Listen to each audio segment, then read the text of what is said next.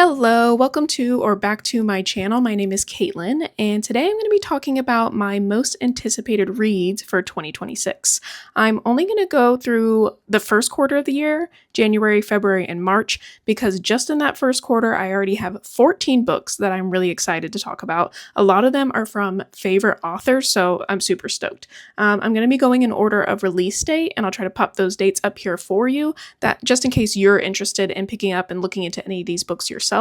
And just a side note, I am sitting in front of my computer screen here because I'm not a professional booktuber yet and I still need to refer back to my notes. So if you see me looking this way, that's why. All right, let's start up with books that are set to release in January, starting with one that I am personally so excited about, and that is The Swan's Daughter by Roshani Chokshi.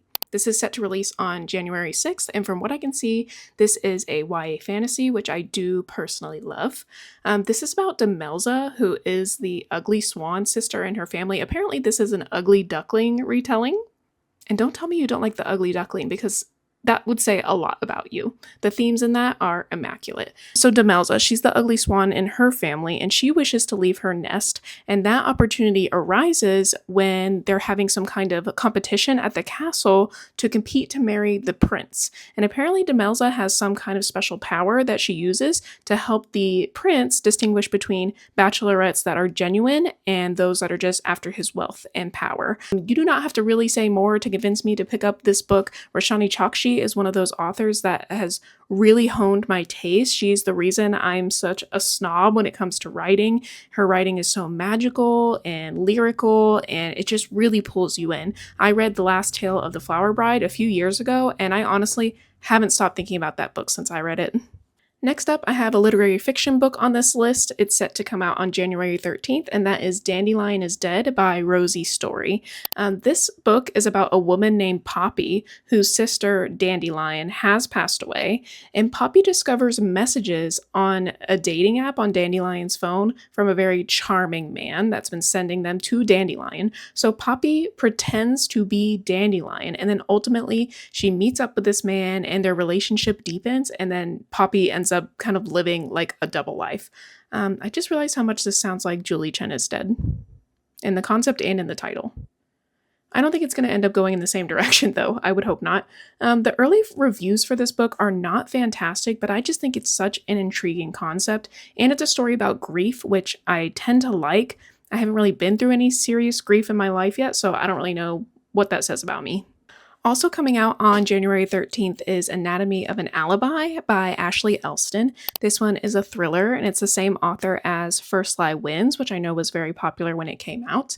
I'm not going to lie to you guys. I read this synopsis no less than 10 times trying to fully understand it, but I think I've got the gist of it. So there's a woman named Camille who seems to have this perfect life with this perfect husband, and then we have a woman named Aubrey who is haunted by something that happened in her past about 10 years ago.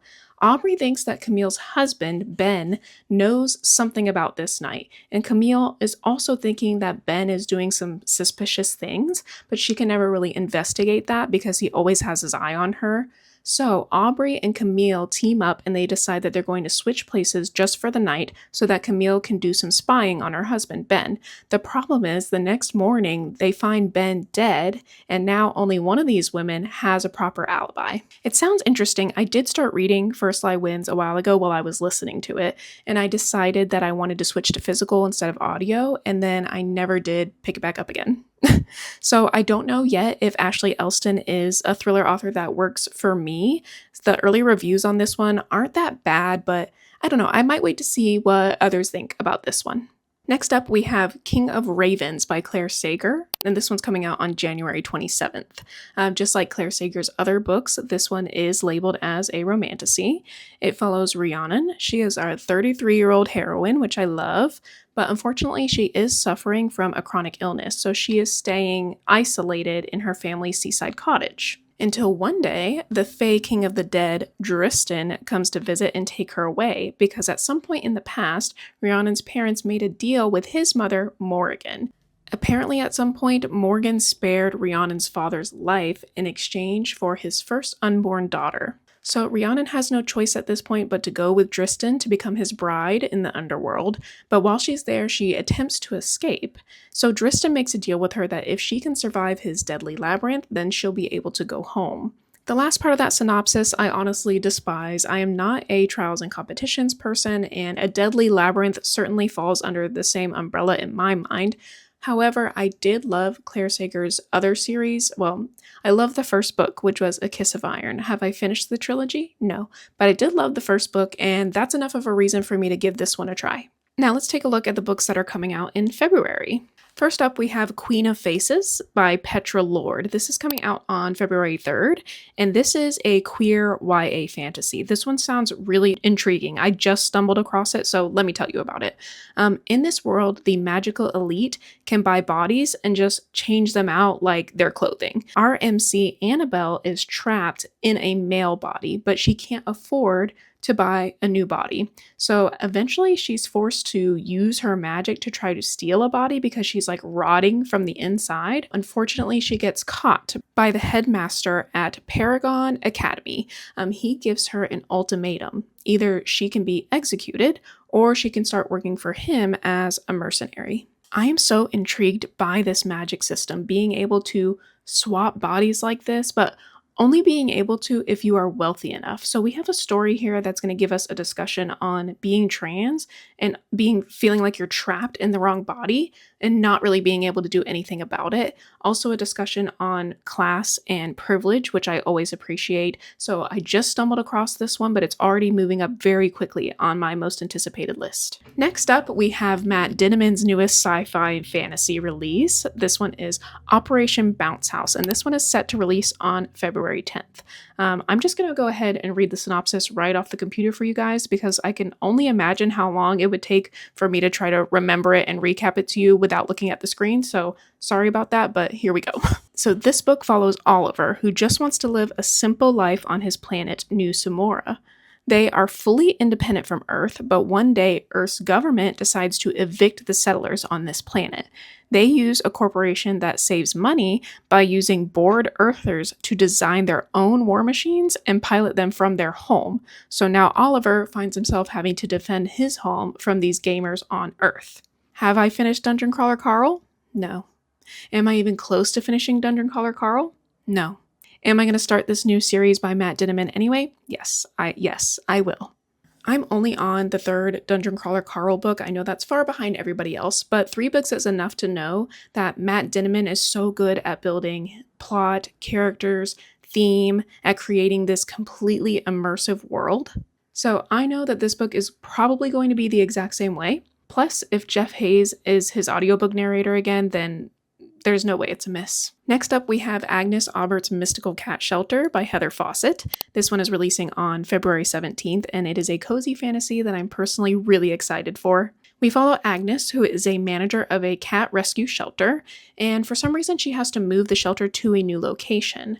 But the problem is, at this new location, we have a landlord, Havelock, who's trying to use this shelter as a front for a disreputable magic shop, and this shop draws all kinds of magic clientele from all over the world. Things start to unravel when an enemy from Havelock's past shows up to the cat shelter. Say less. I love a cat, I love a cozy fantasy, and I love the entire Encyclopedia of Fairy series, so I am just really looking forward to this one. Next up, we have The Sun and the Star Maker by Rachel Griffin being released on February 17th. This one, just like Rachel Griffin's other work, is a YA fantasy that I'm really looking forward to. This one is about Aurora, and she lives in a village that relies on the Sun Maker. The Sun Maker is some kind of magical god, deity, that pulls the sun over the sky so that the village has sunlight and can survive. One day, Aurora ends up meeting the Sun Maker, and he senses some kind of magic inside of her, so she is swept away by him to study underneath him. Short and sweet, but that is all I need. I already know that Rachel Griffin's writing is so atmospheric and whimsical, and that is exactly what I am looking for in my writing, so this one is right up my alley. Next up, we have one that I think a lot of people are going to be looking out for. This is Cleopatra by Sarah El-Arifi, and it's being released on February 24th. This one is obviously a retelling of Cleopatra. There's not like this whole synopsis on it. The only thing I can really deduce from what I've seen is that most of the stories of Cleopatra paint her out to be just this tragic victim, but this book paints her out to be very intelligent, ruthless, and strategic. So I'm sold. I will definitely be reading that. I have personally only read Feybound by Sarah El-Arifi, and I did like that one, but I also know that a lot of people didn't because they feel like the writing was subpar in that compared to her other series. What is that series called? Don't remember. I'm sure you know. I don't think that's going to be the case for this one because it sounds like from the early reviews, people say that they're loving like the lush, decadent writing, and truly, that's all I need to hear to pick this one up. All right, let's move on to what books I'm looking forward to in March, starting off with Just Friends by Haley Pham. This one's coming out on March 3rd, and it is a second chance contemporary romance.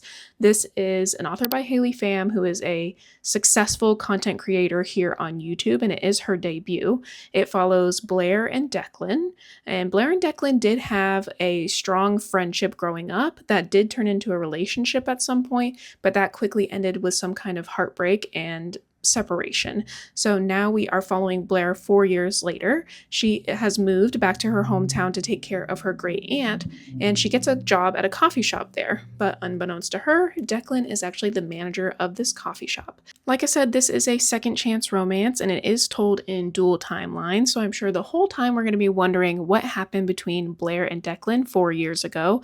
Personally, this is my favorite type of romance, so I'm about it. I am really looking forward to this one. I know there's been a lot of discourse about this book and about Haley, particularly about one reviewer that reviewed her book. But I do actually tend to agree with Haley's taste in romance and what she likes out of writing. And I also recognize that this is her debut novel, so it might not be perfect. I'm not really expecting it to, but I am going to pick this one up. Next up, we have This Story Might Save Your Life, and this is by Tiffany Crum. This one's set to come out on March 10th, and it is a thriller, and it is also a debut. Short and sweet synopsis here. We have Benny and Joy, who host a very popular, beloved podcast, and this one is about survival stories. They have a great time sharing these stories between each other. But one morning, Benny shows up for the next recording, and he finds the house empty with shattered glass everywhere. The only clue that is left behind is Joy's memoir. People are already like raving about this book. It has great reviews. Everybody is talking about how great Benny and Joy's chemistry is. And I'm really intrigued by the podcast element. I think this is probably a good one to try to get on audio. Next up, we have Enamorada by Ava Reed coming out on March 17th. This one is labeled as an atmospheric gothic fantasy, which of course I expect nothing less from Ava. I am going to be looking at my notes a lot for this one. So, Agnes is from an island where the dead used to walk the earth and 7 noble houses ruled. But this island was conquered and the magic was stripped away.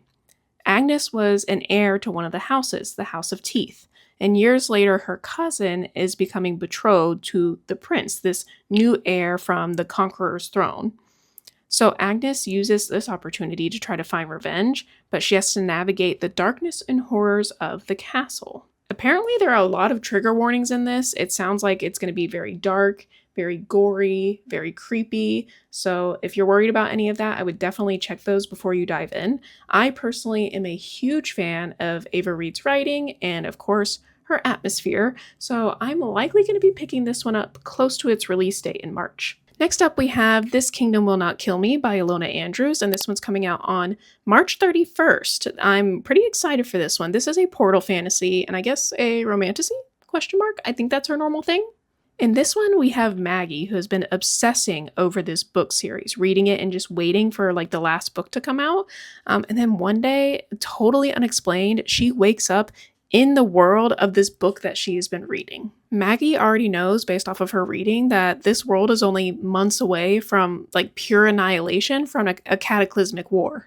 She already loves these characters, and now she's starting to befriend all of them, and she doesn't want to see their annihilation, so she tries to change the events of the book from happening based off of her knowledge of reading the books.